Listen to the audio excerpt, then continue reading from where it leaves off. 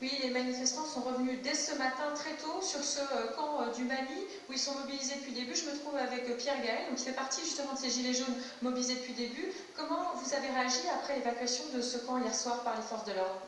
Pour nous, ça a été un choc, puisqu'à Montsolémine, le Mali, c'est un site qui est resté très pacifique depuis le départ. Et ce côté pacifique a permis de drainer jusqu'à 2000 personnes au troisième acte, rien que sur ce lieu-dit.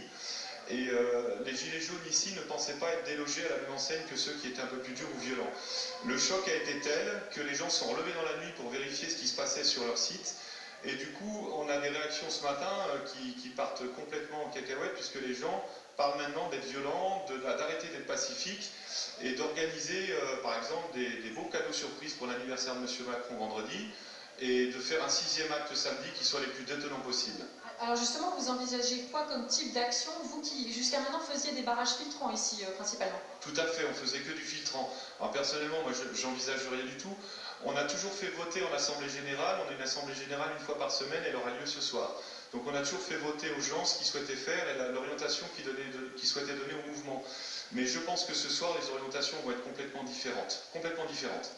Si jamais, parce qu'on a vu notamment la police se repasser, constater que le campement est reconstruit, si vous faites de nouveau déloger, que se passera-t-il?